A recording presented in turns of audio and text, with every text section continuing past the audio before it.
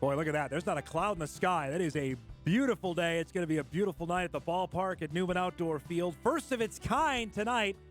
The F-M Redhawks getting ready for the 2025 season, and in preparation, they're going to play North Dakota State in an exhibition game up at Newman. It's great to see Tyler Oaks, Bison baseball coach, join us. I was just raving about the fact that football teams are going to get a chance to play 12 games. I want the Bison to play an Ivy League team. You guys play Ivy League teams all the time. They're good. They're really good in baseball. No, they do a great job.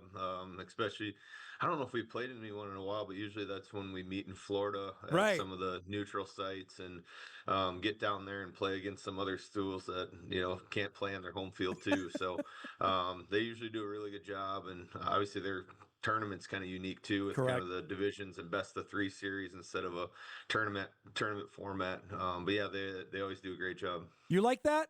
Best of three instead of double limp? If you're part of the best of three, I guess, only the two teams get That's in. true. So it makes the regular season Yeah. count even more so. So I think there's maybe a way to maybe get the double limb into a best of three Yeah. or something too. So give us the backstory on how this all came about. I remember getting the email, I don't know, a couple months ago. I'm like, boy, that's really cool that the Bison and the Redhawks are going to do this. Give us the genesis of how this all came about.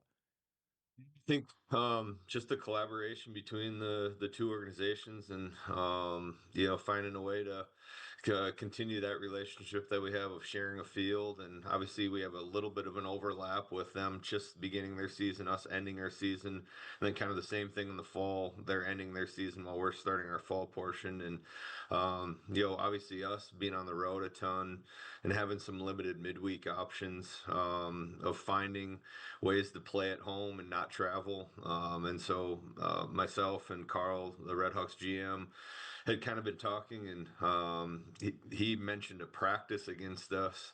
And then I kind of brought up the fact, well, what if we try to turn it into an exhibition game, and then that goes to Colleen and compliance with us to see if we can do that sort of stuff, and making sure we're following all the rules and everything that way too. And so eventually we were like, yeah, let's try to do it. Coast was on board, and so I think it's a great opportunity for both their team, our team, to play high level baseball, and then a cool little event for the community too.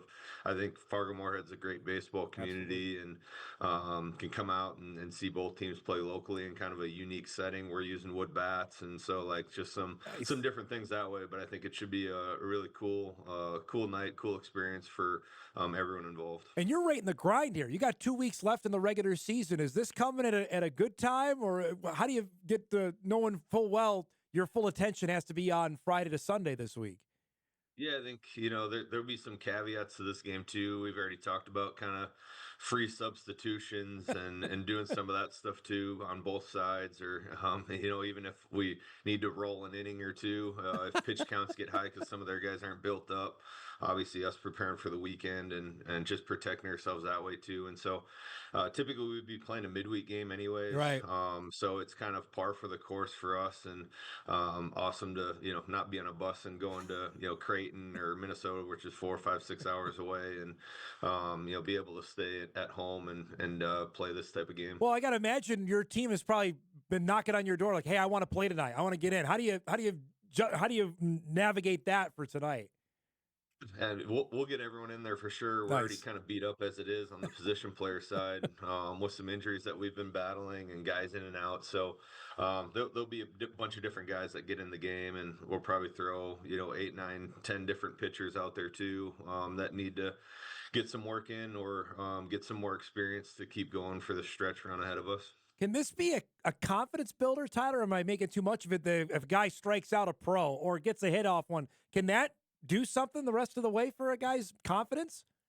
I don't think it hurts, right? I think when you're playing against high level competition, which we've kind of done all year too with our non-conference slate and some SEC teams, and so I don't think it's going to be anything that we haven't seen before, and that's kind of part of our goal as a coaching staff too, of playing some of the competition that we do, is to not make the moment bigger than what it needs to be. But at the same time, it's great to get out there and face high level hitters and high level pitching, and it's only going to make us better. And so, from a confidence standpoint, I think it definitely helps of going out there and showing that your stuff in the zone can get people out, no matter if it's the high school level or the professional level.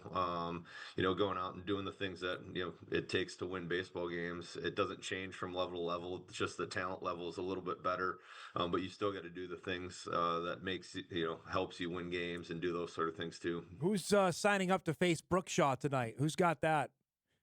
I wouldn't, so I don't know. We'll see. It might be a short list. We talk about all the time as a coaching staff that there's one guy that we'd like back on our offense Oh, this year. It'd be him he'd too. be all right. Yeah. So yeah, it'll be fun to he's been around at some of our practices too here since he's been back in town, and so I haven't talked to him a whole lot about him in the box, but hopefully it's some limited at bats for Well, sure. is somebody going to get him in the ear hole? That's the other thing, right? A little high and tight. Hopefully not. Yeah, hopefully everyone can avoid some of the injuries or hit by pitches or anything like that. But I know Pete's an awesome kid. Obviously had a great career Oh. here, and it's great to see him continuing to play on in his pro career. So I mentioned you're right in the grind here, man. You got 2 weeks left in the regular season. You had a heck of a series with Oral Roberts over the weekend that they took 2 of 3. Just where do you think you guys are at, knowing you still have a chance to get the number 1 seed for the Summit League tournament here in a couple weeks? It's kind of been that way all year, kind of up and down, and some close games one way or another. Like I told you earlier, it could have gone any way this weekend. We could have won all 3, lost all 3, and something in between. And we were on the bad end of the 1 and 2 weekend. But I thought it was a really good competitive weekend where both teams pitched extremely well. Both teams have a ton of respect for each other too, and I think that we'll see them in a couple weeks here too in the conference tournament, regardless of kind of the seedings going forward. And so for us, it's just continuing to try to go play good, consistent baseball. Like I said, we've had some guys in and out of our lineup, and so trying to get some consistency there has been tough. But we've had guys step up, guys that hadn't played all year have come in and played pretty well. And so finding opportunities for those guys and seeing them do something with it has been pretty cool. And then we have a couple starters I think that can beat anyone, with Nolan Johnson and Logan Knight, and just finding maybe some consistency in that third spot of getting a healthy Parker Pitts back, or we've thrown Garrett Shoop out there, a young freshman, and getting more experience. And so just trying to continue to build some of that pitching depth going into the tournament, knowing that you might be able to play 3 games and win all 3 and win the thing, or it might take 5-6 games where you're going to need everyone and anybody. I'm going to get you in trouble here. I think it's silly St. Thomas isn't eligible. I know you're probably okay with them not being there, how good they've been, but is it weird that they can win this another year, second year in a row, and not be part of it? It's unique. I've just always thought of it as part of the process or transition. I think it gets a little tricky when if they're not eligible for the NCAA tournament, and then all of a sudden they go in and win, especially in a baseball setting. I think our rules go back to I think it's similar to basketball, where it goes to the regular season winner again, or whoever finished behind them, and so I think you avoid some of the issues that way. But definitely they've put themselves in a spot where they've been competitive and made the transition at a smooth enough level to compete at a high level too. And so it's obviously unfortunate for them, and I think it's again, we'll be good next year when they're eligible. It's just they've enhanced their league and continued to raise the bar and level of play, which is great, and continues to kind of move the league forward too. I visited with Dante Smith, your star freshman outfielder, last month from Canada. Give us the load on how you got him and what a boost he has been to your team since putting him in the lineup to start this year. Yeah, Dante's an explosive athlete. Can hit anywhere in the order. We've kind of put him in the 2 spot, 6 spot, just to try to lengthen our lineup a little bit. And he's done an outstanding job. He can really run. He can handle the bat a little bit too, so he can beat you in different ways.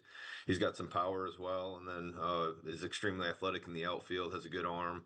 And so kind of we have a connection in Canada there. I know some people from kind of all the provinces, and finding the different academies, and that he actually played for the coach who coached Jonah Tong. That's right. And obviously Jonah Tong was committed here and got drafted and signed out of high school.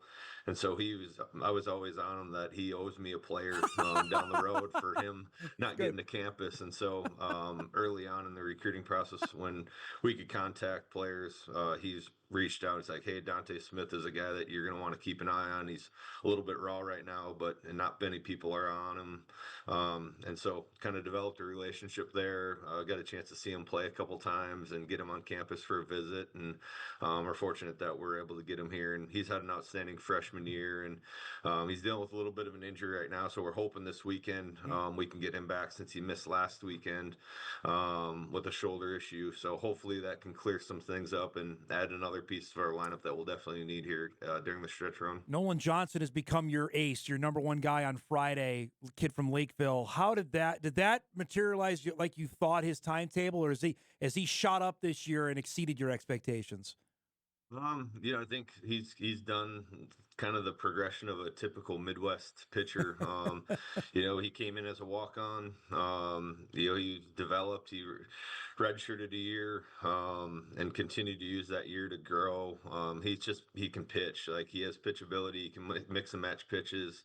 I think he's probably the starter in the league right now that not a lot of people want to face, just because he can give some fits to people, and you've seen that throughout the course of the Summit League schedule. I think he has a ERA under 3, and I think he's put himself in the pitcher of the year type category for the Summit League at the end here, if he can finish up strong too. And so he's done a great job of anchoring that Friday spot. Obviously, we missed him last year. He was off to a great start too.